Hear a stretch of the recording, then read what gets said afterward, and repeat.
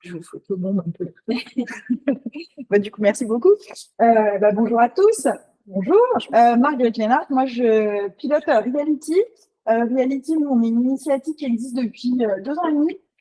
Nous, notre vocation, notre mission, c'est d'accélérer l'adoption concrète de l'intelligence artificielle dans le business des entreprises. Nous, on travaille aussi bien avec des commerçants, des cafetiers, des hôteliers, des restaurateurs, que des boîtes de tech qui maîtrisent très très bien leur périmètre technologique, mais qui ont des petits verrous concernant la data et l'intelligence artificielle. Donc voilà, nous on couvre vraiment tout. Si vous avez des besoins de R&D ou si vous avez besoin de guidance sur des composants qui sont déjà existants sur le marché, on est là pour vous aider à diagnostiquer tout ça et trouver la solution la mieux adaptée à vos process, à votre business et à votre portefeuille. Voilà. Donc du coup, vous pouvez trouver nos infos de contact sur le totem juste derrière vous. On est ravis de compter la French Tech X Marseille parmi nos partenaires, puisqu'on est en plus voisins. Donc, bienvenue au Reality. N'hésitez pas à revenir pour en savoir plus sur tout ce qu'on peut faire pour vous. Bonne session. Merci beaucoup. Merci. Je vais me lever, je suis mieux debout. Bonjour à tous. Je vous remercie d'être présents. Alors, il y a des visages que j'ai déjà vus. Que je connais. Voilà, bon, la présentation de France 2030, c'est une présentation qu'on essaie de faire de plus en plus parce que c'est un outil qu'on a à notre disposition qui peut vous aider et qui est bien souvent mal connu.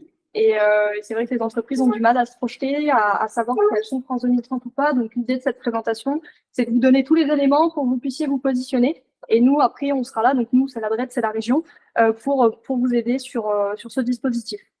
Je suis Ophélie Katzer de la DRED SPACA. Alors la DRED, pour ceux qui connaissent pas, c'est une entité qui dépend de plusieurs ministères. Alors juste avant la DRED, c'était, et j'ai perdu le nom. Voilà, merci beaucoup. C'était la Direct, et finalement la Direct a fusionné avec d'autres administrations.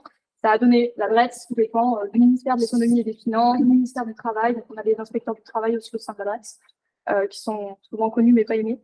Nous, on est un peu plus aimés quand même. Et donc, au sein de mon service, le service économique de l'État en région, on s'occupe de ce qu'on appelle les compétences déconcentrées de l'État en région. En grosso modo, on est organisé par filière en région Provence-Alpes-Côte d'Azur. Et il y a des chargés de mission qui vont suivre ces filières-là. Donc, suivre, ça veut dire connaître les entreprises qui sont sur ces filières-là, comprendre comment elles fonctionnent, les difficultés qu'elles peuvent rencontrer au quotidien, et essayer de mettre en place les moyens nécessaires pour les aider à se développer. Voilà, c'est l'idée. Et donc, pour ça, on a le plan France 2030. Il y a une personne de la région aussi qui va intervenir un petit peu plus tard. Elle va avoir un petit peu de retard. C'est Audrey Biscara, voilà, qui vous expliquera son rôle au sein du conseil régional. Je pense qu'elle devrait arriver vers 10h30 à distance. Mais voilà, elle sera avec nous aussi pour donner un complément sur son rôle. Et on a aussi la société OZO,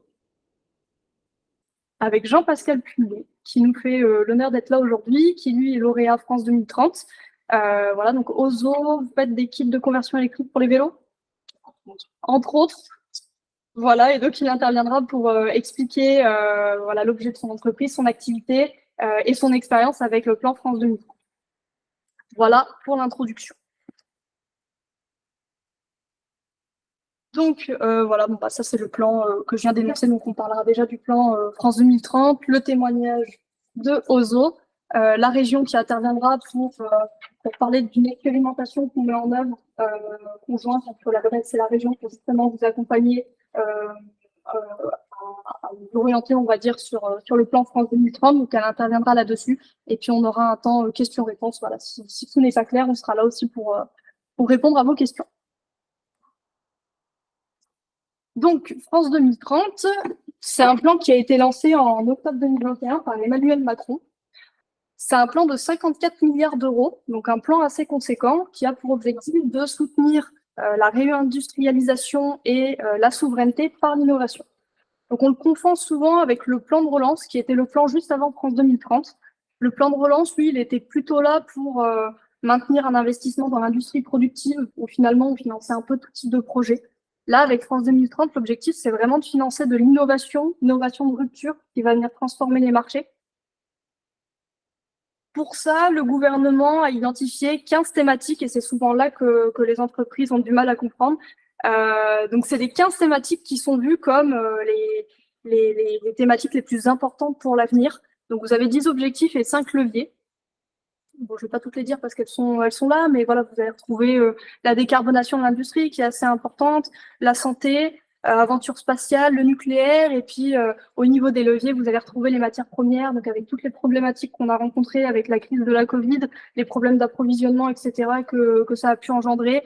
Bon, bah voilà, c'est devenu une des grandes thématiques sur lesquelles il faut qu'on trouve des solutions pour l'avenir. Vous avez aussi toutes les problématiques liées à l'électronique, stratégie numérique, qui vous concernent aussi peut-être, innovation et start-up. Donc, ce plan-là, il va se traduire par des appels à projets, concrètement. Ce sont des appels à projets qui vont être ou vraiment ciblés sur une thématique ou alors assez transverses à plusieurs thématiques. Et vous avez il y en a une soixantaine actuellement d'appels à projets. Vous allez avoir des appels à projets avec une unique relève, d'autres avec plusieurs relèves. Tout va dépendre. Et pour bénéficier du plan France 2030, il faut trouver son appel à projet, répondre aux critères d'éligibilité. Et voilà, parce que les 54 milliards ne sont pas distribués comme ça. Il faut vraiment c'est distribué dans le cadre d'appel à projet. Qu'est-ce que je peux dire d'autre sur cette slide? Peut-être que la prochaine va vous éclairer un peu plus sur ce qu'est vraiment une entreprise France 2030. Pour savoir si vous êtes une entreprise France 2030, déjà, il faut qu'on ait un projet. On ne finance pas une entreprise, on va financer un projet. Le projet, il peut être porté par une seule entreprise ou de façon collaborative avec des laboratoires, avec des associations. Il faut que le projet porte, comme je le disais, une innovation de rupture. Il faut vraiment que ce projet vienne transformer les marchés. Et il faut que ce projet-là aussi intègre un objectif ou un des leviers qu'on a vu juste avant. Ça, c'est super important. Et ce qu'on va financer, voilà, c'est la grande différence par rapport au plan de relance. Qu'on finance, c'est surtout des projets avec des risques importants. C'est de l'innovation, hein. Donc l'innovation, c'est pas... on a des projets qu'on finance et puis finalement, à la fin, l'innovation, ça fonctionne pas parce qu'au niveau technique, il n'y a pas de solution. Ou, voilà, donc c'est aussi... il y a besoin d'une part de risque, en fait, mais qui est souvent adossée à l'innovation. Donc ça, c'est le cas assez générique. Et après, le plan France 2030 vise à soutenir à 50% les acteurs dits émergents. Donc, confondu souvent avec start-up, mais ce qu'il faut comprendre par acteur émergent, ça va être une entreprise qui va souvent être jeune par rapport à son secteur concerné et qui va être positionnée sur un marché émergent ou même un marché qui n'existe pas encore. C'est très large. Mais voilà, c'est ce qu'il faut comprendre. Souvent, quand on essaye de mettre des chiffres sur cette dimension de jeune, on essaye de dire que c'est une entreprise qui a moins de 12 ans et qui n'a pas encore eu d'autres projets. C'est son premier projet. Donc voilà, c'est comme ça qu'on pourrait le traduire par des chiffres. Est-ce que déjà, sur cette grande présentation, vous avez des questions? Non, pas forcément. J'enchaîne alors. Oui. Revenir sur 50% de financement. C'est 50% de financement pour les entreprises qui ont moins de 10 ans et 50% pour les anciennes, c'est ça? C'est l'idée, ouais. C'est l'idée. L'idée, c'est que voilà, 50% du fonds soit à destination des acteurs émergents. Il y a aussi une dimension, merci. Il y a aussi une dimension qui est importante, c'est la transition. Voilà, on parle beaucoup de la transition écologique. Il y a aussi 50% du fonds qui sont sur des projets plutôt décarbonation. C'est pas 50% décarbonation et 50% acteurs émergents qui fait 100% du fonds. C'est vraiment, voilà, un acteur émergent peut porter un projet de décarbonation. C'est pas, mais voilà, l'objectif, c'est aussi de pouvoir aider les PME et d'avoir des PME qui grandissent grâce à ça. Donc, pour illustrer un petit peu, je vais vous présenter un appel à projet France 2030 sur le plan national qui est Première Usine. Première Usine, voilà, c'est vraiment pour vous donner un exemple. Première Usine, c'est un appel à projet qui vise à financer la première implantation industrielle. C'est-à-dire, voilà, vous avez une entreprise qui a son prototype qui fonctionne, qui marche, qui est prêt à être commercialisé, mais sauf qu'aujourd'hui, elle a besoin de produire en masse et pour ça, elle a besoin d'une usine. Bon, typiquement, l'appel à projet Première Usine peut servir à cette entreprise-là. Donc, on peut financer via cet appel à projet-là. Il y a toujours la dimension d'innovation. Ça peut être sur un produit innovant. Ça peut être aussi sur un procédé qui est innovant. C'est-à-dire que quelquefois, pour faire un prototype, d'un produit pas forcément innovant, on va pas avoir de complications. Par contre, lors du passage à la production de masse, là, on va commencer à rencontrer des problèmes. Il peut y avoir des problèmes liés à l'industrialisation du produit qui va engendrer des innovations au sein même des process. Donc, ici, l'innovation peut porter ou sur le produit ou sur le procédé de fabrication. Sur cet appel à projet-là, on va être sur une assiette de dépenses minimales qui est assez conséquente. On est à 5 millions d'euros. Sachant que 1 euro d'aide, c'est souvent conditionné à 1 euro de fonds propres. C'est la grosse condition de France 2030, c'est la grosse condition de pas mal de subventions ou de prêts d'honneur, etc. Souvent, il faut un équivalent en fonds propres. Les assiettes des projets portés par des appels à projets portés par BPI sont souvent assez conséquentes. On est souvent à plusieurs millions d'euros. BPI, on m'a posé la question tout à l'heure. BPI, c'est notre opérateur. Donc au niveau de l'État, voilà, c'est comme si c'était un peu la banque de l'État. C'est-à-dire que nous, on a délégué les crédits France 2030 à BPI, notamment, et c'est BPI qui se charge de distribuer ces fonds-là. Quand vous candidatez à un appel à projet France 2030, bah, certaines fois, vous passez par le site BPI, parce que c'est eux qui gèrent les crédits. BPI va plutôt gérer les appels à projets en rapport avec les projets industriels, innovation technologique, etc. Vous avez 2 autres opérateurs de tête. Vous avez l'ADEME, qui va lui gérer les projets plutôt environnement. On a par exemple l'appel à projet Innovo, qui lui va vraiment être sur la gestion de l'eau, les solutions pour la gestion de l'eau, où là, on a des assiettes de dépenses qui vont être moins conséquentes. On va être autour de 300 000 euros. Donc sur l'ADEME, les assiettes demandées sont un peu moins conséquentes. Et on a aussi l'ANR, mais là, voilà, on va être sur des TRL qui vont être sur des projets vraiment de recherche. L'ANR, c'est l'Agence nationale de la recherche. Sur cet appel à projet-là, là, pour revenir sur première usine, pour vous donner une idée, l'assiette minimale, c'est 5 millions d'euros et on va venir financer 20 à 30% de l'assiette totale, en moyenne.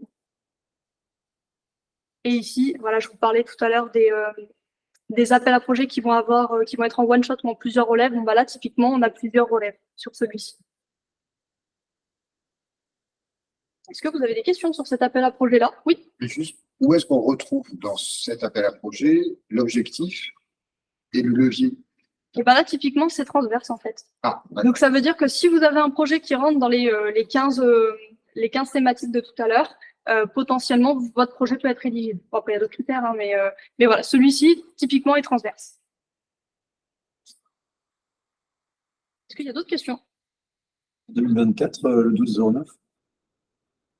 2024. Ouais, c'est bien 2024. Donc ça, c'était pour vous donner... Il y avait une question? Non, non. Ça, c'était pour vous donner un exemple d'un appel à projet France 2030 au niveau national. Donc, il y en a à peu près une soixantaine que vous pouvez retrouver sur le site du gouvernement. Si vous tapez gouvernement France 2030, vous tombez sur un site du gouvernement où vous avez tous les appels à projets qui ressortent par thématique, etc. Donc, voilà, tout est concentré, sachant qu'après, par exemple, que j'expliquais ça tout à l'heure, quand vous cliquez sur un appel à projet, pour la candidature, vous allez être dirigé vers ou le site de BPI ou le site de l'ADEME en fonction de qui gère les crédits, qui gère le fonds. C'est pas une question, mais juste une remarque. Pour des sociétés jeunes, une dépense totale de 1 200 000 euros, c'est quand même c'est conséquent. Oui.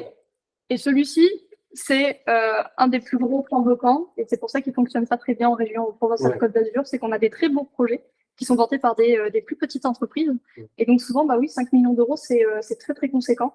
Donc ça peut être un point bloquant. Et c'est le problème de pas mal d'appels à projets BPI. Sur l'ADEME, on est moins, il y a moins de points bloquants de ce type parce que justement, on est sur des assiettes éligibles qui vont être moins conséquentes. On va dire que ça va être 300, 400 000 euros. Mais sur les appels à projets BPI, c'est vrai que c'est assez conséquent, oui. Oui. Il y a un appel à projet équivalent de première usine chez ADEME? Non. Ça force des petites entreprises à s'associer avec des grosses entreprises pour répondre à ces appels à projets. Bien souvent, oui. Il faut avoir fait plusieurs levées de fonds aussi et pour avoir cette assiette qui est assez importante. S'il n'y a pas d'autres questions, on a peut-être un autre outil en région qui peut vous aider à accroître suffisamment pour faire une première usine. Donc, je vous ai parlé des dispositifs qui étaient gérés vraiment au niveau national. Sur les 54 milliards d'euros, chaque région a réussi à récupérer quelques crédits pour pouvoir gérer ses propres appels à projets. Donc, c'est le France 2030 régionalisé, qu'on appelle aussi PIA 4 régionalisé, où là, on va être sur des financements qui vont demander des assiettes beaucoup moins conséquentes. C'est géré en région par l'ADRETS et par le conseil régional, justement. Et on va avoir 3 appels à projets qui vont permettre de financer des projets d'innovation. Donc, le plus connu, c'est projet d'innovation, où typiquement, vous avez un projet qui est innovant, qui rentre dans une des 15 thématiques. Vous avez de grandes chances de pouvoir être financé. Il y a des PME et des ETI qui sont financés, sachant que souvent les ETI vont plutôt candidater à des France 2030 nationales parce que justement elles ont plus de fonds. Là, on est surtout sur des PME sur ce type d'appel à projet. L'assiette minimale débute à 150 000 euros. Je ne l'ai pas noté, mais ouais, l'assiette minimale, ça va être autour de 150 200 000 euros. Donc, c'est plus abordable quand même pour des petites entreprises. Et on va venir financer en fonction du projet. Ça va être à peu près 50%, mix subvention et avance remboursable. Il y a des dépôts en continu. Donc, ça, c'est assez bien parce que sur les gros appels à projets nationaux, souvent, les relèves, ça va être, si c'est du one-shot, il ne faut pas le louper. Sinon, ça va être tous les 4 à 6 mois. Donc, voilà, ça vous laisse le temps de préparer le dossier, mais bon, attendre des fois 4 à 6 mois, ça peut être très long pour une petite entreprise. Là, pour le coup, il y a vraiment des relèves tous les mois, donc c'est assez pratique. Le deuxième plus connu, c'est celui qui est tout au bout, IDEMO régionalisé, où là, on va être sur le même principe, ça va être des projets aussi d'innovation qui rentrent dans les 15 thématiques, une des 15 thématiques, mais en collaboration. C'est-à-dire qu'il faut au minimum 2 entreprises et un labo de recherche. Dans les 2 entreprises, il faut au minimum une PME. Et là, pareil, l'assiette minimale, c'est 500 000 euros pour un projet intra-régional. Et après, vous avez la possibilité de faire un projet aussi avec des entreprises qui vont être dans d'autres régions. Voilà, il y a une collaboration, même nous, au niveau de l'instruction, avec les autres régions pour pouvoir financer ce projet-là. Et on est sur 2 relèves. Donc, c'était avril et c'est octobre. La deuxième, elle est en octobre. Donc ça, c'est sur le deuxième. Et après, on en a un troisième qui, lui, fonctionne absolument pas. C'est l'appel à projet filière qui, toujours pareil, vise à financer des projets d'innovation qui, eux, vont devoir servir à la filière. Ça veut dire que, typiquement, les recherches que vous faites, le développement que vous faites, doivent être partagés à l'ensemble des acteurs de la filière. C'est pour ça qu'il ne fonctionne pas très bien. Parce qu'à un moment donné, il va falloir que vous partagiez tout votre travail. Ça peut être pertinent pour des entreprises qui veulent mettre en place, par exemple, des moyens de production mutualisés. C'est-à-dire que, par exemple, vous avez une activité dans la chimie, vous n'avez pas forcément les moyens de vous payer un labo de chimie, donc vous allez mutualiser avec d'autres entreprises. Ça peut fonctionner, par exemple. On n'en a pas encore eu, et puis c'est assez compliqué parce qu'il faut trouver une entreprise qui soit prête à mener le projet. Ça demande énormément d'énergie, c'est pas comme un projet d'innovation où après vous pouvez vendre votre solution. Là, bon, vous allez faire payer des loyers, mais c'est pour ça qu'il a un peu du mal à décoller. Par contre, si vous avez un projet qui rentrerait dedans, on est à l'écoute. Nous, on veut qu'il fonctionne, mais voilà, c'est une des contraintes de cet appel à projet-là. Est-ce que vous avez des questions? Oui. Là, le taux d'aide, c'est 50% sur la filière, c'est-à-dire qu'il y a 50% d'un financement qui va être porté par un ensemble d'entreprises, mais dont le résultat leur est pas propriétaire. Je pense qu'au niveau de la propriété intellectuelle, il y a un vrai sujet. C'est-à-dire que que ce soit par la diffusion des résultats que vous avez pu avoir ou la mise en commun de moyens, il faut qu'il y ait une diffusion à la filière. Vous pouvez rester propriétaire, mais il faut que les résultats puissent quand même servir à l'ensemble de la filière. Les résultats, par exemple, ils peuvent se matérialiser sous forme de moyens industriels.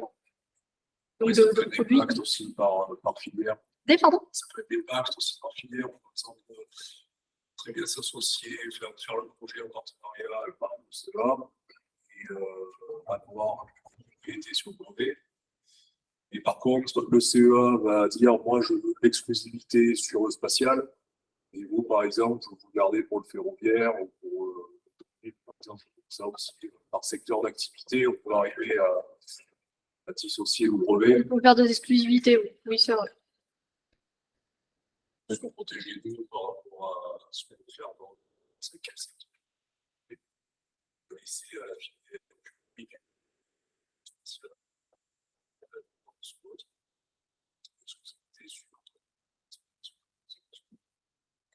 Merci.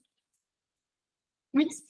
Bonjour. En ce qui concerne le pays à 4, 50 candidatures depuis juin 2022, ça ne paraît pas beaucoup en fait, et donc il y a un taux d'acceptation, 35 projets retenus, qui est assez important. Je suis assez surpris par ça.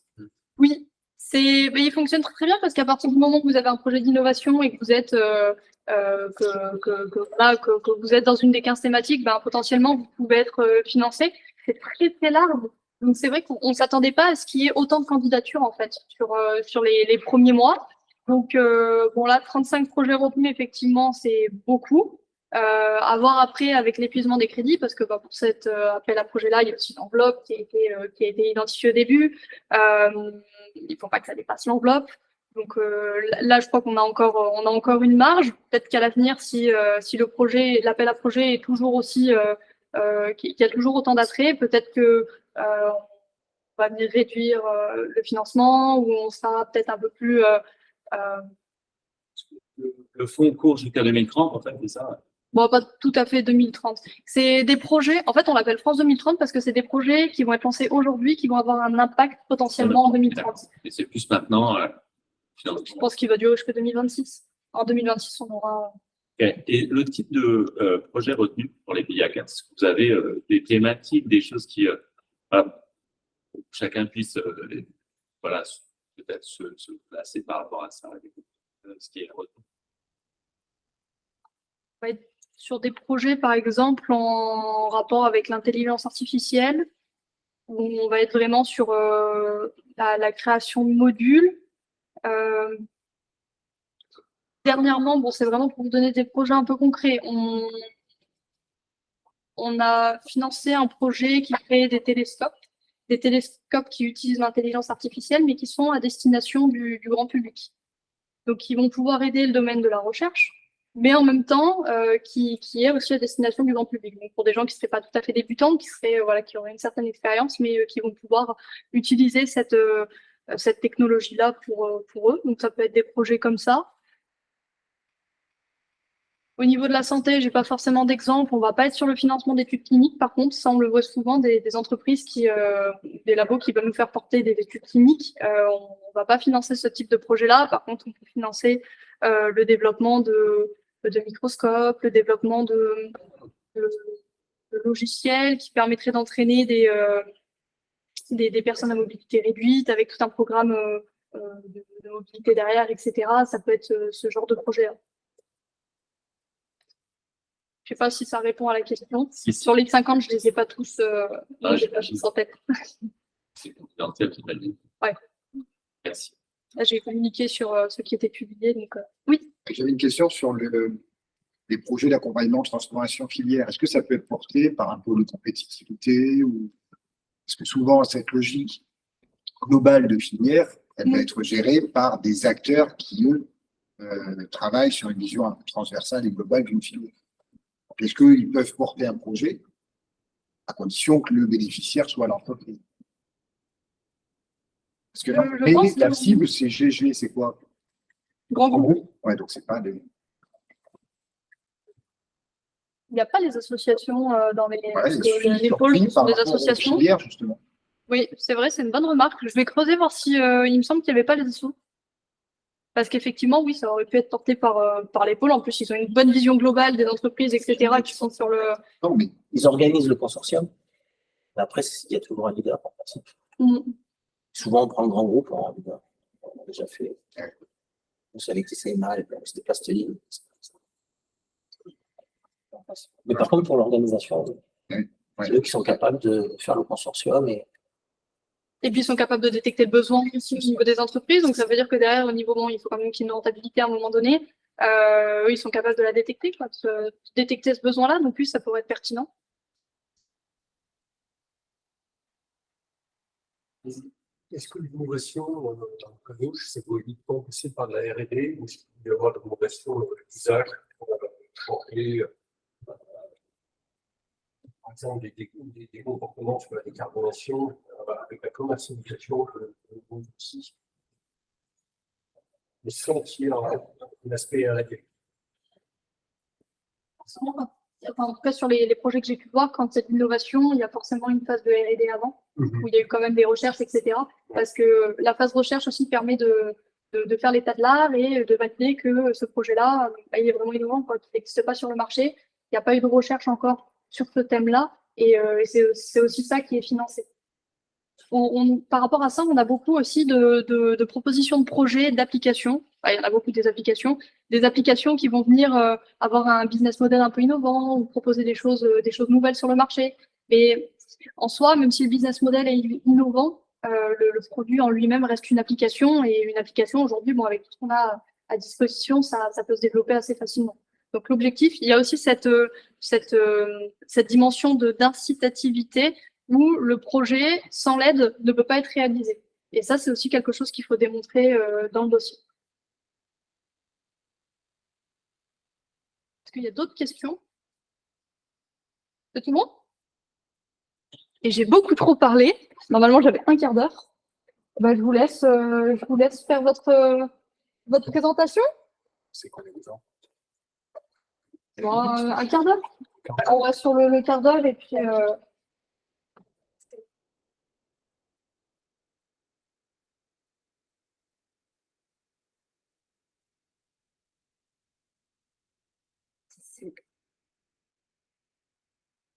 On va directement depuis la possible. Bonjour à tous. Je suis Jean-Pascal Prunier, fondateur du groupe OZO. Donc, je vais essayer d'aller rapidement sur la présentation, et puis après on pourra échanger si vous avez des questions. Donc, on a créé avec mon associé l'entreprise OZO en 2010. À la base, le concept était de proposer un kit d'électrification pour les donc, on a été les premiers au niveau européen à proposer ce genre de solution. La base de la réflexion, c'était l'économie circulaire. Donc, c'était une notion à l'époque qui n'était pas trop répandue, mais qui l'est beaucoup aujourd'hui. Et on a gardé en fait ce fil conducteur dans tous les développements que fait cette entreprise sur ces dernières années. Donc, en gardant vraiment le fil conducteur, économie circulaire, essayer de répondre aux besoins d'aujourd'hui ou de demain en ayant une empreinte carbone la plus faible possible. Donc, ça nous paraissait intéressant à l'époque. Donc, en 2010, c'était le tout début du vélo électrique. Ça nous paraissait intéressant plutôt que de fabriquer, comme tout le monde, des vélos à l'autre bout de la planète, notamment en Chine, parce qu'en 2010, 100% du marché de vélos électriques venait de Chine. Ça nous paraissait opportun d'ajouter simplement un moteur et une batterie sur un vélo déjà existant, ce qui permettait d'avoir une empreinte carbone plus faible. Donc on est à peu près sur un ratio entre 2 et 3 en fonction de la typologie de vélo sur l'empreinte carbone entre un vélo électrifié et le vélo clair. Parce que forcément, quand le vélo existe déjà, on s'économise la consommation de matières les caoutchoucs, que ce soit pour la selle, autre. Donc, une empreinte carbone faible, répondant exactement aux mêmes besoins, à savoir se déplacer en vélo électrique. Donc, ça nous paraissait une solution intéressante. Par contre, comme dans tout marché émergent, on a essuyé quelques plâtres. Notamment, c'était aussi le début des batteries au lithium. Et du coup, c'était une technologie qui était nouvelle, prometteuse, mais qui n'était pas forcément fiable à l'époque. Donc, 70% de retour SAV sur les dernières années. Alors, heureusement, bon, on était petits, on était que deux, et puis on avait quelques notions techniques. Donc, on a réussi à tirer le bon grain de livret sur les produits qui étaient proposés sur le marché. Par contre, on n'était pas les seuls à avoir cette problématique. Notamment des grandes marques, je ne sais pas si vous avez connu la marque Patra dans le monde du vélo électrique. Patra qui a fabriqué la roue dans l'espace avait sorti immédiatement le vélo électrique entre 2008. Ils ont commercialisé entre 2008 et 2012. Bon, ils ont déposé 2 fois le bilan entre 2008 et 2012, notamment à cause des batteries. Et donc, ils ont eu beaucoup de problèmes de batterie. D'autres sociétés, notamment des sociétés sur Marseille, qui avaient aussi des problématiques de batterie, donc eux faisaient 100% de l'importation. Et donc, nous, de notre côté, comme on avait un peu de temps à perdre là, sur les 2 premières années, on faisait pas trop de chiffres, on a développé des méthodes de maintenance pour ces batteries lithium, qu'on a ensuite proposé. Donc, à partir de 2012, on a ouvert un laboratoire de batteries. Et pour proposer ce service d'expertise, de réparation à des sociétés tierces. Entre 2012 et 2015, on a fait beaucoup de batteries Matra, on a fait aussi tout un tas de batteries d'autres marques. Si vous avez connu la marque marseillaise Iltex, qui s'était associée avec Richard Bien, qui est sorti du dopage, donc voilà, on les a dépannés sur les problématiques batterie. Et en parallèle de ça, donc notre mix produit sur le kit électrique pour vélo a bien démarré à partir de 2011. Et ça nous a permis de mettre un peu de cash de côté. Et en 2014, on a pris la décision d'investir dans des machines pour fabriquer nos propres batteries. Là où on faisait de l'importation entre 2010 et 2014, on s'est dit, bon, il y a du sens de localiser en interne, de produire en interne nos batteries. Donc, on a acheté des machines. Donc, c'est une flotteuse, c'est ça permet de faire la structure résistive sur des cellules lithium. Et nous, ça nous permettait, à petite échelle, parce qu'en 2014, on ne vendait pas trop de batteries, mais suffisamment. Enfin, en tout cas, on avait des moyens de production qui nous suffisaient à répondre à notre demande. Ensuite, donc l'activité s'est développée petit à petit, et en 2017, on a pris la décision d'étendre notre scope d'activité en gardant le même principe d'électrification de véhicules. On s'est dit, tiens, ce qu'on fait dans le vélo, on peut peut-être le faire sur d'autres typologies de véhicules, notamment à partir de 2017, dans l'industrie, c'était l'industrie 4.0 qui arrivait, avec plus en plus de problématiques de RSE, donc diminution de la pénibilité au travail. Et du coup, on a développé un kit de motorisation électrique pour les chariots de production et de logistique, pour le domaine de l'industrie. Donc là, notre premier client en 2017 sur ce projet, ça a été le groupe Renault. Et bon, ils nous ont dit clairement, ils nous ont mis un petit challenge. Bon, nous, on vous finance 0 en R&D, par contre, on a un besoin, et si vous répondez à ce besoin, on équipe vos usines avec vos moteurs. Et bon, on a remporté le challenge, et donc, du coup, on a pu équiper 350 chariots sur cieux. Et petit à petit, on équipe toutes les usines. Là, le but, c'est d'ajouter une assistance électrique, donc un moteur, une batterie, sur des chariots qui transportent des moteurs de camion ou des essieux de camion. Donc, c'est des chariots qui pèsent entre 1 tonne et 1 tonne et demie. Donc, pour éviter le coup de rein de l'opérateur pour démarrer le chariot et le coup de rein pour freiner le chariot, on ajoute une assistance électrique, tout simplement. Ensuite, on a ouvert des bureaux en Belgique en 2020, et dans la foulée, on a aussi proposé des solutions pour l'agriculture.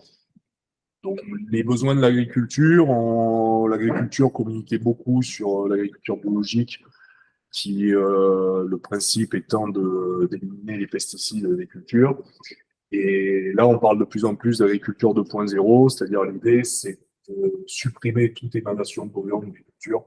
Donc, aucun sens de ne pas utiliser de pesticides et d'arriver avec son vieux tracteur passer Ferguson et d'envoyer un appât de fume sur sa culture. Donc, l'idée, c'est d'électrifier toutes les machines agricoles. Donc, on a démarré cette aventure en 2020 avec des clients de grande renommée comme Moët et Chandon, par exemple, ou comme Pelin, que vous connaissez sur Pertuis, qui travaille de plus en plus sur l'électrification d'outils. Donc des fois sur des problématiques très simples, par exemple pour les champenois, l'idée c'était de diminuer la pénibilité au travail parce que ils ont des caisses de champagne qui sont dans des caves souterraines, ils sont obligés d'employer des gaillards pour sortir les caisses de champagne avec une brouette jusqu'à l'extérieur pour pouvoir les charger sur les camions. Donc premier projet, ça a été simplement de développer un moteur pour les brouettes.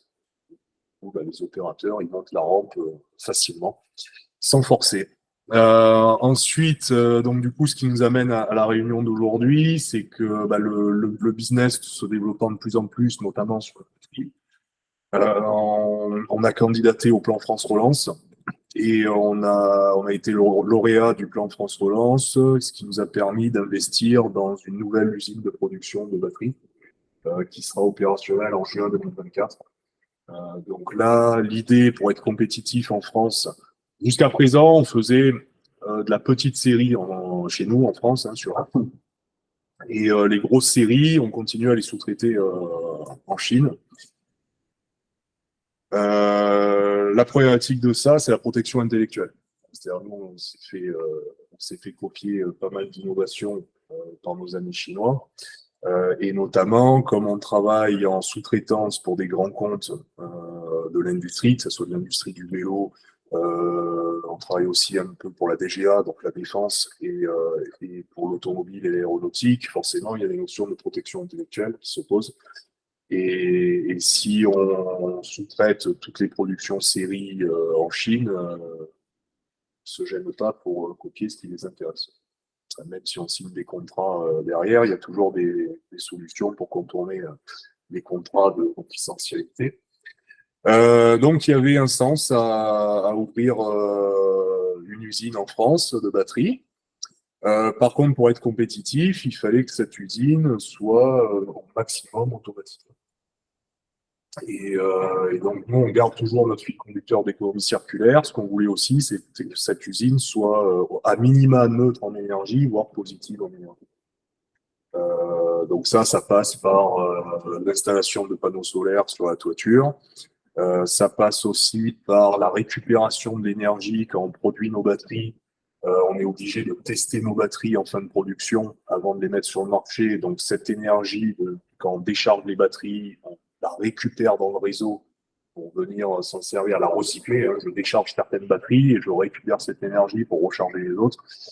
Donc voilà, c'était de faire une preuve de concept qu'en France, on est capable de faire une usine de batteries pour la micromobilité, donc le vélo électrique et trottinette électrique. C'est une micro-usine, hein, c'est le terme à la mode en ce moment, c'est la gigafactory. Nous, c'est la micro-factory.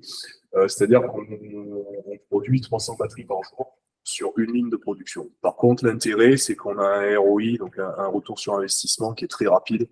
Donc, nous, notre but, c'est de prouver qu'on peut faire en France des batteries compétitives par rapport aux tarifs chinois, avec tous les avantages de travailler en local, traçabilité du produit, accompagnement technique de la phase de R&D jusqu'au service après-vente,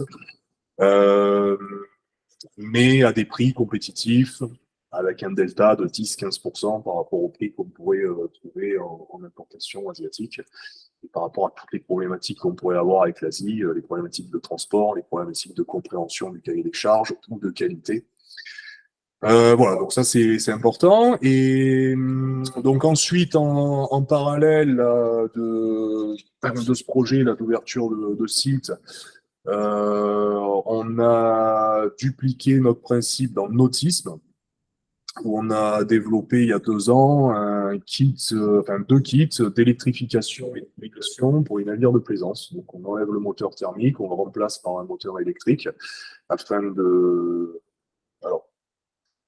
diminuer les émanations polluantes du navire, mais par contre aussi de répondre au futur projet Odysseo qui va être lancé par l'Élysée sous peu, qui consiste à dire qu'à partir de 2030, plus aucun navire ne pourra rentrer ou sortir d'un port avec un moteur thermique, ni aller mouiller dans la zone des 300 mètres avec un moteur thermique, ni aller naviguer dans les parcs naturels avec un moteur thermique. Donc on essaye d'anticiper ces besoins de demain.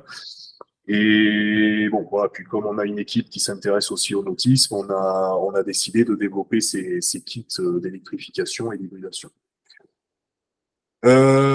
Je vous présente les slides vite fait, mais là je vous ai tout raconté, mais au moins vous avez quelques visuels. L'activité cycle, voilà comment se compose un kit d'électrification vélo. Donc on a soit des moteurs roues, soit des moteurs pédaliers. Là vous avez le mix produit, donc moteur roue, moteur pédalier, des batteries, des écrans, tout ce qui est système de contrôle. Donc ça c'est du développement interne.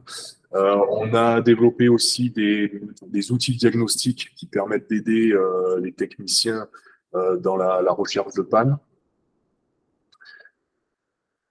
Ça, après, si vous voulez qu'on discute des problématiques PME sur l'innovation et la croissance, ce sera bien volontiers, parce qu'autant vous dire on a gravi les échelons petit à petit, mais on n'a grillé aucune étape.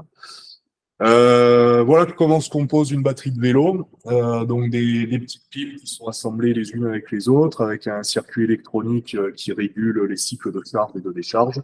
Et chaque pile sont assemblées par soudure. Je vous parle de ça parce que c'est aussi pour ça qu'on m'a invité aujourd'hui. On a été donc lauréat du plan France 2030 récemment, où en fait on s'est positionné sur l'innovation à la production de ces batteries lithium. C'est-à-dire que depuis 10 ans, les batteries lithium, que ça soit de vélos, de voitures, de trottinettes, de scooters ou autres, sont assemblées par soudure résistive. Donc, ça fait déjà, nous, 1 an ou 2 qu'on s'intéresse à la soudure laser, aux soudures ultrasons. C'est pour ça qu'on avait noué contact avec le CEA Liten de Grenoble. Donc, le CEA de Grenoble, la branche Liten, c'est une branche qui est dédiée à la batterie. Ils sont 250 chercheurs spécialisés dans la batterie. Donc, si vous avez des besoins d'innovation, de rupture de technologie, c'est plutôt des bons intermédiaires qui, bon, par contre, ils facturent leurs services à des prix assez élevés, ce qui ne nous permettait pas jusqu'à présent de bénéficier de ce partenariat. Bon, on échange les informations librement avec les chercheurs, on a bien sympathisé au fil des années, mais par contre, pour mener à bien des gros projets, bon, c'est vrai qu'avec le CEA, la facture monte rapidement. Donc, on s'est positionné sur le plan France 2030 en partenariat avec le CEA sur un dépôt de brevet pour la conception de batteries entièrement démontables et assemblées sans soudure. Donc ça permet d'améliorer la réparabilité des batteries, parce que nous, ça fait 10 ans qu'on répare des batteries, donc on est bien placé pour connaître les problématiques de la réparation des batteries qui sont soudées. Et ça permet aussi de faciliter le tri sélectif des matières lors du recyclage de la batterie. Ça, c'est un gros souci. Donc, il faut savoir qu'il y a un seul opérateur en France sur le recyclage de batteries, c'est Veolia, c'est le site Eurogeuse, de Lyon. Et là, pour l'instant, compact, ils broient les batteries, ils font pas de tri sélectif de matériaux. Ils s'en servent pour faire un catalyseur pour la prise du ciment sous l'eau. Voilà, ça permet d'avoir une prise plus rapide au niveau du ciment. Mais par contre, impossible pour eux d'aller récupérer sur une batterie comme ça. On a de la matière plastique, on a du nickel, on a un circuit électronique, on a tout un tas de câbles autour là, qui sont pas représentés. Et puis, on a une enveloppe de cellules qui va être en acier avec dedans un peu de nickel, de cobalt, de manganèse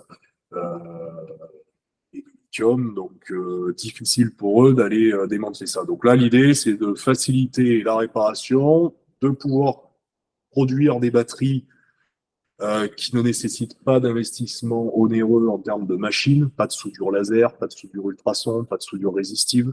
Donc, en gros, la batterie, ça semble un peu comme un puzzle. Et forcément pour la réparation, les techniciens n'ont pas besoin non plus d'avoir ce genre de machine, donc on rend accessible à tous la réparation des batteries. Donc ça, c'est quelques-uns de nos clients sur l'activité batterie. On accompagne aussi des centres de formation. Donc là, nous, on forme les formateurs des centres de formation sur la technologie des moteurs brushless et des batteries lithium.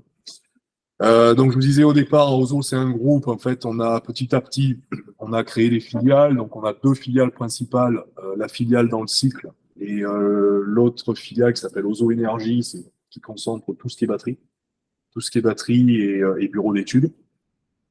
Et ensuite, on a des plus petites filiales, donc en Belgique, en Espagne, et des magasins magasins ateliers, c'est pas tout à fait des magasins, c'est plus des ateliers que des magasins sur Paris, Bordeaux, Toulouse, l'île de la Réunion, qui n'est pas représentée ici. Donc, ce qu'on fait au niveau des batteries, conception, prototypage, production, maintenance. Ouais, ça, c'est l'équipe dédiée aux batteries. Donc, on a 10 personnes qui travaillent au quotidien sur les batteries. Certaines des références. Dans l'industrie, je vais raconter ce qu'on faisait. Donc, on a développé des roues. Donc, maintenant, on a une gamme de roues industrielles comme celle-ci qui permettent de s'adapter à n'importe quel chariot, petit ou grand, dans les centres de production des industriels français.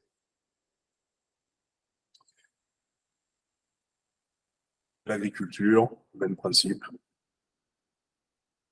Et le nautisme, je vais le présenter rapidement.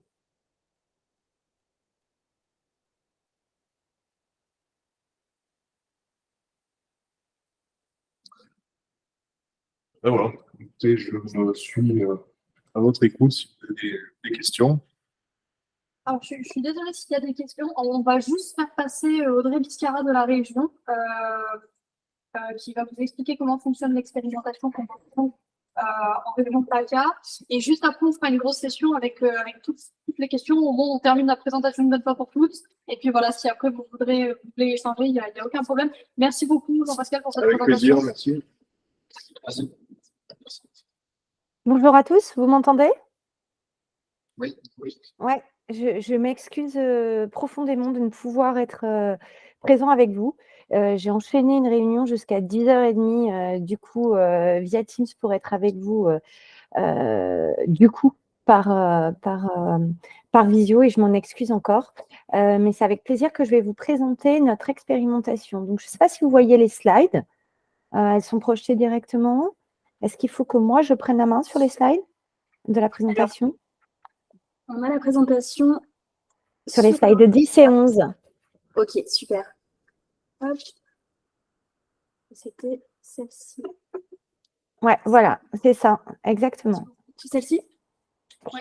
Alors, du coup, je vais vous présenter cette expérimentation France 2030. Alors, qu'est-ce que c'est? C'est une expérimentation, comme son nom l'indique.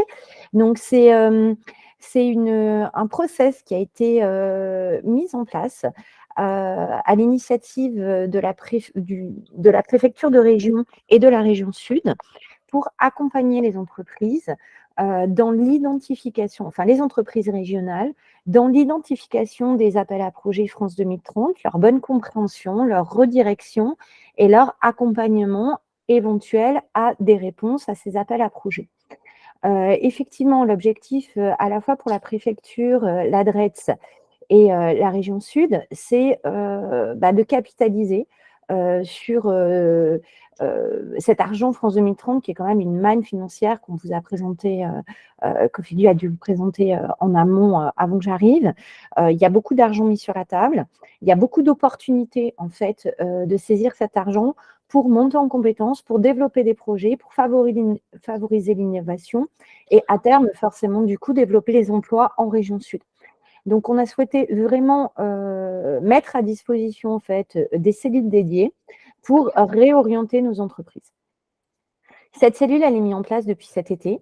Donc, c'est un partenariat qui a été fait entre la DRETS et la région Sud. C'est mettre en place une plateforme démarche simplifiée. Donc, vous connaissez la démarche. Démarche simplifiée, c'est une saisie en ligne de votre projet explicative. Alors, ça peut être à n'importe quel moment.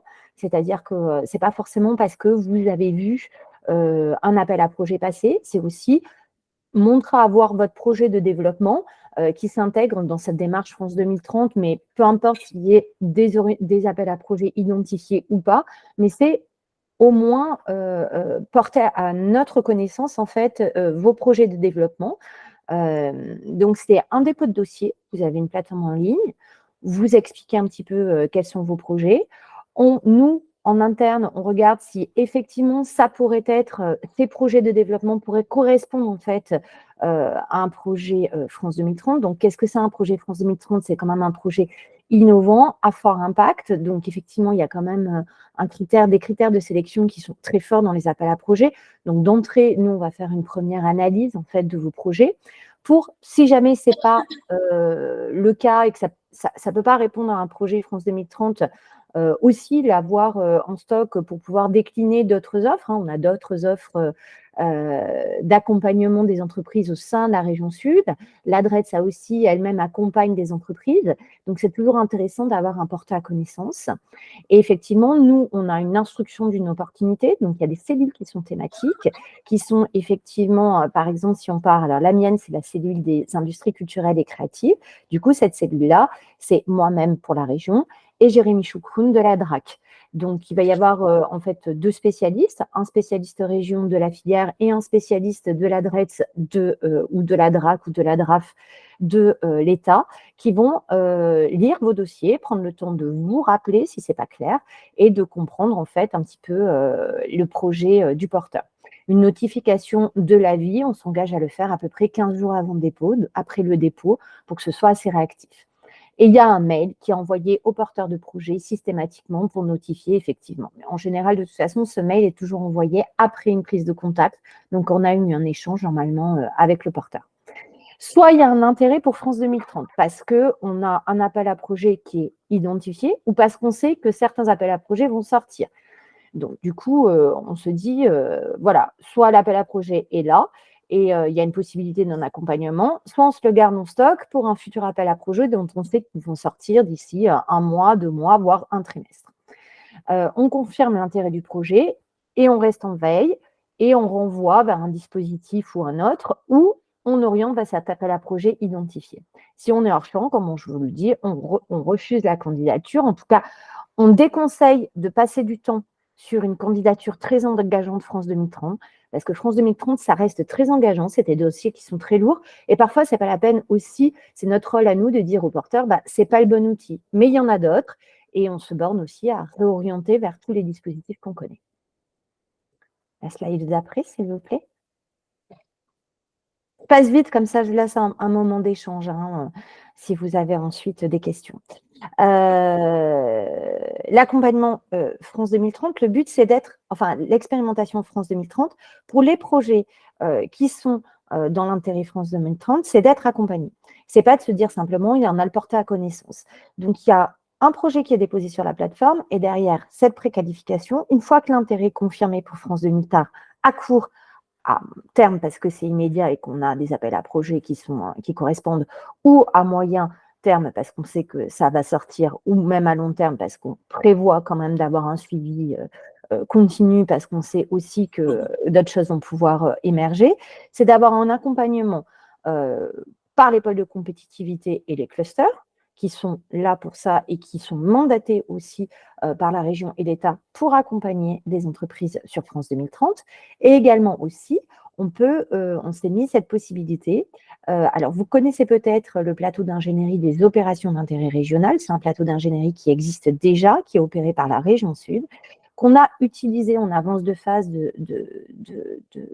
cette création d'expérimentation pour accompagner déjà des projets dans leur dépôt des appels à projets France 2030. Fort de ce constat et de ces réussites-là, on a décidé avec le préfet de l'abonder et d'en faire un plateau France 2030 qui est vraiment un plateau d'ingénierie. Donc l'ingénierie, elle peut prendre, elle est calibrée en fonction du besoin, de la maturité du projet. On va avoir des projets dont on sait que l'appel à projet est là, que les porteurs l'ont déjà préparé, ils ont déjà eu des missions de consulting. Finalement, c'est une relecture du dossier, une séance de relecture commune, ça peut prendre disons, la forme d'un jour de consulting. Et puis, parfois, il y a des dossiers qui sont effectivement complètement dans la cible de l'appel à projet en cours ou de l'appel à projet qui va sortir, mais où il y a besoin encore d'ingénierie, que ce soit sur des briques de service, sur un positionnement stratégique, sur un plan de financement, puisqu'il vous est demandé systématiquement dans France 2030 un plan de financement assez précis, effectivement, ou une structuration juridique du portage. Et à ce moment-là, si le projet est jugé comme pertinent et comme potentiel lauréat, on peut engager une opération d'ingénierie qui peut être de 12 jours d'ingénierie, donc on va jusqu'à une dizaine de jours d'ingénierie, ce qui représente quand même une prestation relativement importante. C'est financé, et ce plateau d'ingénierie Rising Today EY, ce n'est pas un cofinancement, c'est-à-dire que c'est par le porteur et l'État et la région. C'est pris en charge complètement par l'État, par la DREETS et la région, et c'est au bénéfice des porteurs. Voilà. Donc ça, c'est important à bien dire, ce n'est pas un cofinancement avant dépôt.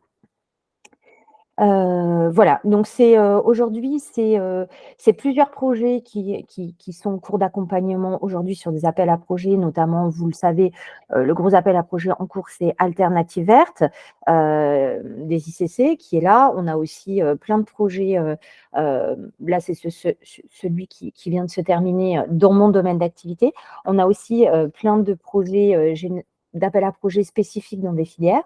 Et donc, effectivement, via cette veille-là, ça nous permet de pouvoir sourcer. Alors, effectivement, cette expérimentation, l'enjeu pour nous, c'est de la faire connaître. Et on est très content d'être ici avec vous pour la faire connaître et de diffuser l'information au maximum pour que les entreprises de la région Sud puissent s'en saisir, en fait, et saisir cette opportunité d'accompagnement. J'ai essayé d'être courte et pour favoriser les questions. Si vous en avez, n'hésitez pas. Je ne sais pas si c'est clair pour vous. Merci beaucoup, Audrey. Je ne sais pas si Ophélie, vous voulez rajouter quelque chose ou rebondir là-dessus. Non, bah, tout était clair sur l'expérimentation, enfin, en tout cas pour moi, mais je le connais, ce dispositif maintenant. Voilà, ouais. Pour vous, voilà, si vous avez des questions, on est là pour y répondre. Si vous aviez des questions aussi pour l'expérience d'Ozo sur France 2030, n'hésitez pas, il est encore avec nous. On va en profiter. Oui. Concernant le dispositif, lorsque l'on a deux projets, est-ce que on pose deux candidatures sur la plateforme ou est-ce qu'on peut tout regrouper dans une seule demande et ensuite on a un avis de... Ouais. Non, je pense que la première intention, il faut qu'elle soit simple. C'est-à-dire, effectivement, vous pouvez tout regrouper sur une seule demande en disant, nous, on est une structure qui développons un ou deux projets, ou voire 3 innovants, qui pourraient émerger. Et après, effectivement, lors de la prise de contact, on réoriente, nous, et si le cas échéant, on voit que c'est 2 projets relativement importants qui nécessitent d'avoir 2 dépôts sur la plateforme démarche simplifiée, on peut le faire. Démarche simplifiée, il faut le prendre. Alors, effectivement, c'est chronophage, hein, j'entends bien que c'est compliqué, mais c'est aussi une formalisation, en fait, de votre demande. Donc, on est obligé de le faire via une plateforme dématérialisée, mais ça reste souple. L'objectif, c'est d'avoir une prise de contact et la plupart du temps, elle est téléphonique ou un rendez-vous Teams d'une demi-heure pour bien qualifier tout ça ensemble. Et merci. Est-ce que vous connaissez déjà la temporalité de ce dispositif? C'est-à-dire par exemple, ils sont encore présents en 2024-2025? Oui, pour le moment, c'est une expérimentation qu'on se laisse qui a vocation, si elle fonctionne bien, à perdurer. Donc en 2024, oui, 2025 certainement aussi. D'accord. Et j'ai une deuxième question qui en découle. Ouais. Si on reçoit un refus de votre part sur la première fois où on fait un dépôt, on peut refaire un dépôt dans les années qui suivent si on a complètement. Alors le refus, c'est pour ça que c'est assez. Quand on voit effectivement c'est un refus, c'est pas un refus en fait de recevabilité de votre projet. C'est plutôt, c'est lorsqu'on échange avec vous ou qu'on voit que votre projet il n'est pas dans les clous dans France 2030 à ce moment-là, c'est plutôt de vous réorienter sur ce qui peut exister ou de vous accompagner et de suivre ce projet jusqu'à ce qu'il soit mature pour pouvoir effectivement recandidater derrière. Nous, notre objectif, c'est, comme je vous l'ai dit, plutôt de déconseiller une candidature et une perte de temps sur un appel à projet France 2030 très engageant. Mais ça ne veut pas dire qu'on refuse de vous écouter ou de vous dire, c'est même notre rôle de se dire peut-être à ce moment-là, lors de l'échange qu'on aura, écoutez, ce n'est pas assez gros ou ce n'est pas suffisamment important, allez chercher d'autres porteurs, coportez-le peut-être, ça peut être une solution. Dans ces cas-là, de vous aider aussi dans notre connaissance à tous à aller identifier d'autres coporteurs et de suivre en fait l'évolution de votre projet jusqu'au moment où effectivement on vous dira c'est le bon moment d'aller sur France 2030 sur cet appel à projet. Donc ce n'est pas un refus de candidature ou un refus de traitement de votre dossier, c'est plutôt effectivement d'apprécier l'opportunité ou pas de répondre à ce moment-là à certains appels à projet ou d'attendre une deuxième levée, par exemple, une deuxième relève parce que ce n'est pas suffisamment mature. Alors, merci. Donc oui, complètement. Et pouvoir vous indiquer aussi si la nature de votre activité rentre dans les grandes thématiques de France 2030. Admettons que vous avez une activité qui est très artisanale, vous faites des baguettes de pain ou des choses comme ça. Bon, ça risque de pas passer dans France 2030. Donc sans vous le dire, ça peut être aussi dans ce cas-là. Et notre rôle à nous, vraiment, c'est d'être transparent sur effectivement ces opportunités France 2030. Soit de vous orienter pour les saisir si vous ne les avez pas identifiées, soit aussi de vous réorienter sur quelque chose qui pourrait être, finalement, on avait visé cet appel à projet-là, mais ce n'est pas le bon, allons viser un autre dispositif, qu'il soit France 2030 ou pas.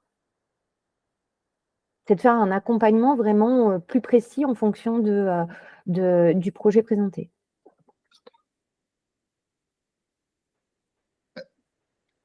Ça veut dire qu'il faut qu'on insiste et qu'on incite les entreprises à déposer leur candidature, même si elles ne seront pas forcément fléchées vers France 2030.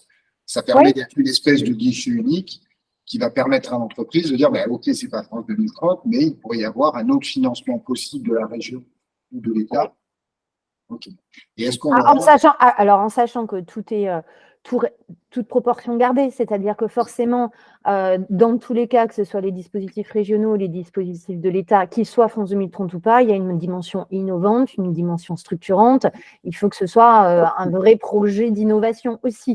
Donc, voilà. On a identifié les critères d'éligibilité en amont. Il faut inciter l'entreprise à le faire. Et la question qui découle, est-ce qu'on aura ces slides pour qu'on puisse les diffuser auprès des entreprises? Bien sûr. Et au même titre, en fait, ça peut être aussi, c'est important d'identifier cette cellule-là, ce dispositif, et même la cellule France 2030 par thématique, pour pouvoir aussi, on ne s'exonère pas la démarche simplifiée, c'est très bien, mais en amont aussi, il peut y avoir des prises de contact assez ouvertes pour se dire, préciser peut-être des choses avant le dépôt sur démarche simplifiée. L'objectif, c'est effectivement que les équipes puissent s'emparer de l'ensemble des sujets. Le boulanger, on ne l'orientera pas sur des démarches simplifiées, par exemple. Non, mais notre rôle, voilà, c'est peut-être de se dire, dans un consortium, il y a peut-être effectivement quelque chose à voir sur la naturalité, le mettre aussi en contact avec des pôles de compétitivité s'il ne les a pas identifiés, ou des clusters, des entreprises. Enfin, voilà, si on parle du boulanger, ça peut être aussi, il y a des programmes aussi spécifiques pour c'est quoi manger, mieux manger, bien vivre, les baguettes faites régionales avec de la farine locale, etc., production. Donc nous, de toute façon, dans tous les cas, c'est toujours intéressant d'avoir une première porte d'entrée sur des projets que l'on veut innovants. Mais effectivement, il y a toujours cette dimension un peu ambitieuse. Les accompagnements que vous aviez mentionnés sur le slide d'avant, c'est avant le dépôt du dossier de France 2030 ou c'est une fois que ça a été sélectionné? Ah bah non, c'est avant. C'est justement l'objectif, c'est lorsqu'on identifie un projet dont on sait qu'il coche toutes les cases pour être lauréat. Il correspond à l'appel à projet, aussi bien dans la dimension que dans le portage, que dans l'ambition, que dans l'innovation. Notre objectif à nous, via cette cellule, c'est de faire en sorte qu'il soit lauréat et de lui donner un coup de pouce en ingénierie pré-dépôt.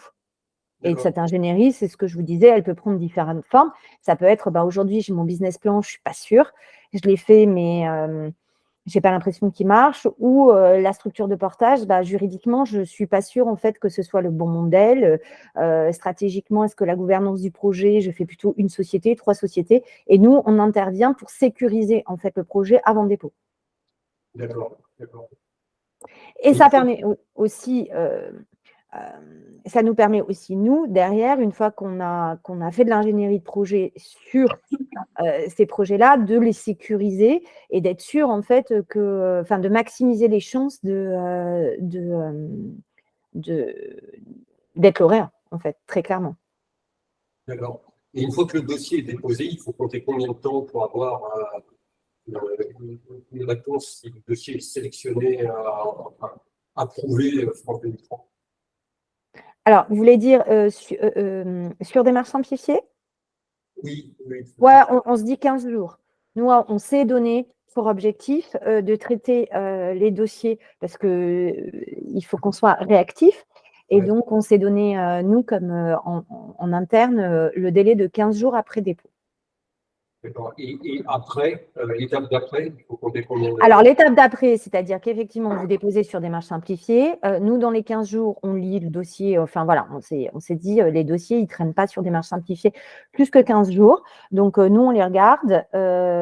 C'est un coup de fil et certainement souvent suivi d'une demande de rendez-vous par Teams pour bien comprendre l'objet du... Si on a déjà sourcé, en fait, hein, si on a senti, en fait, le frémissement d'un intérêt France 2030, c'est tout de suite de vous rappeler et de dire, détailler un peu plus.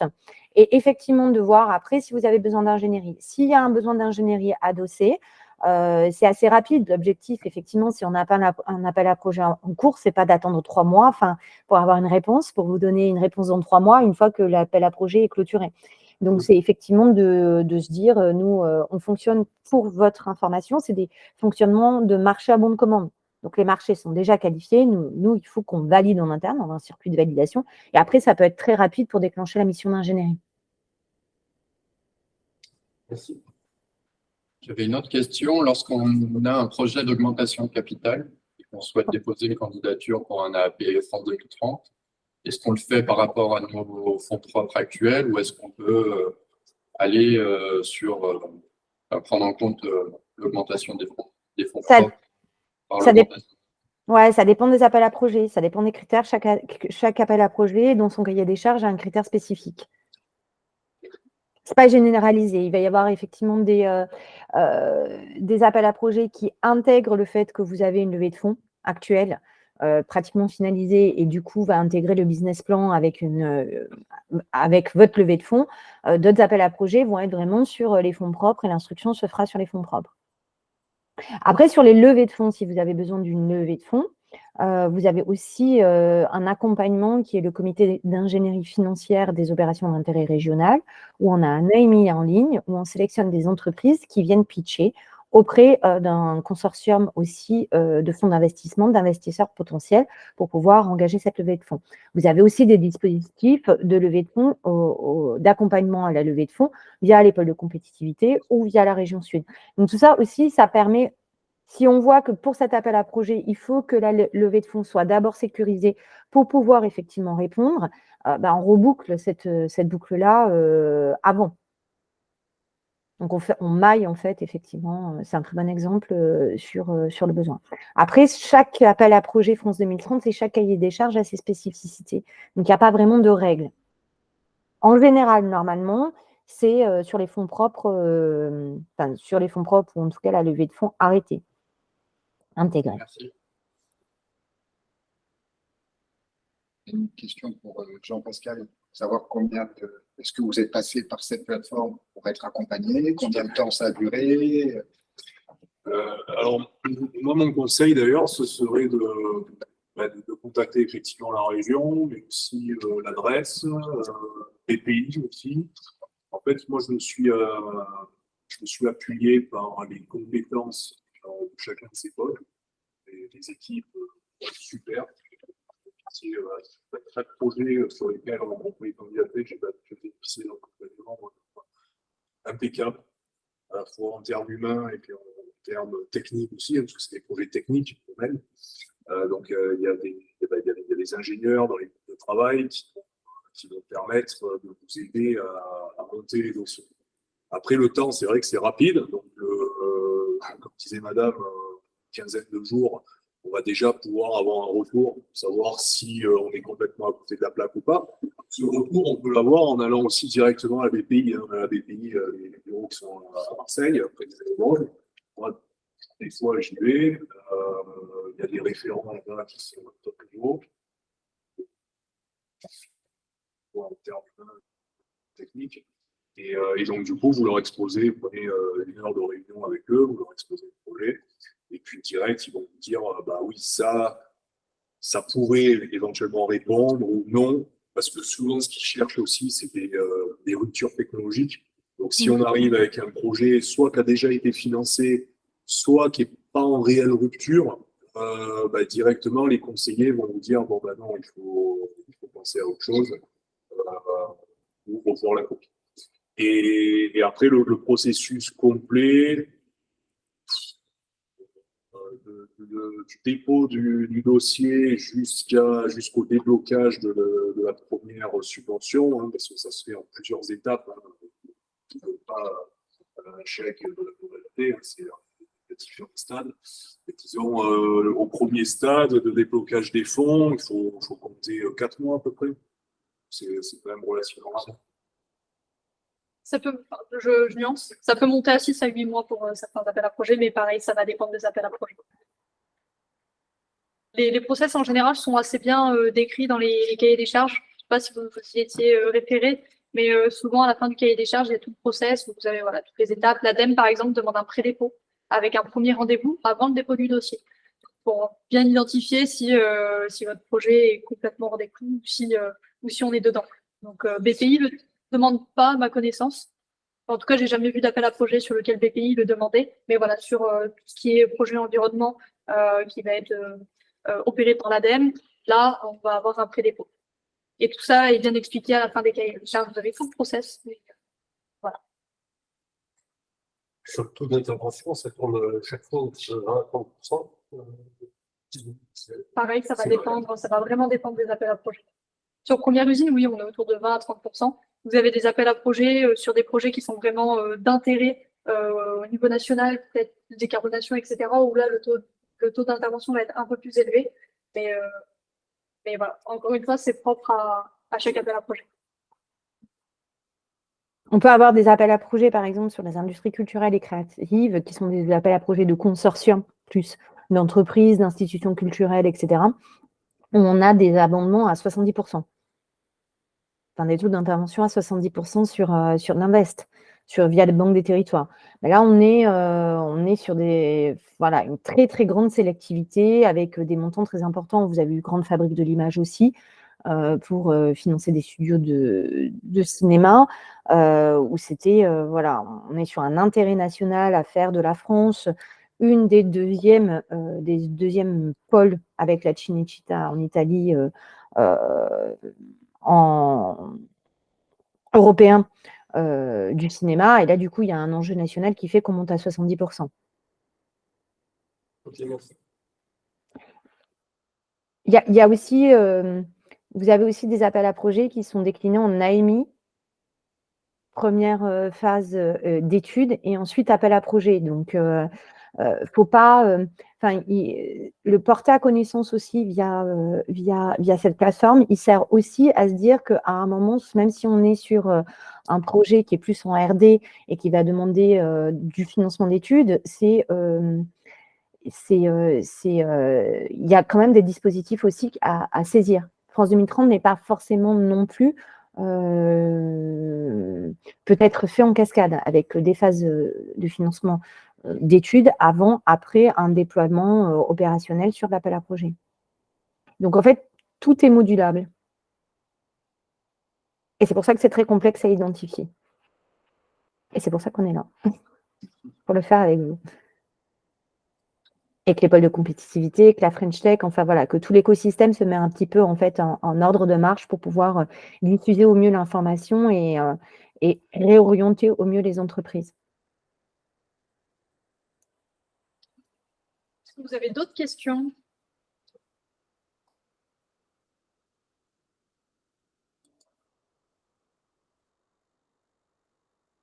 Un slide, nos coordonnées.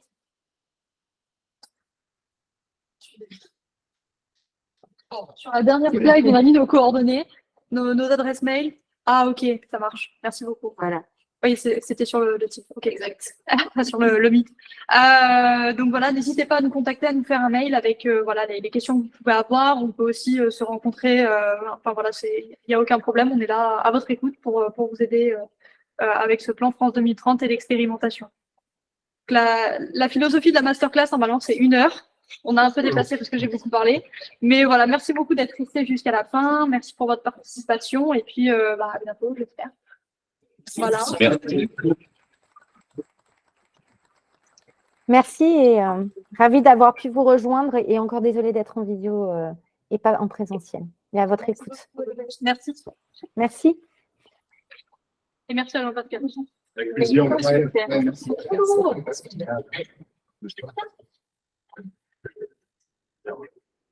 C'est vrai?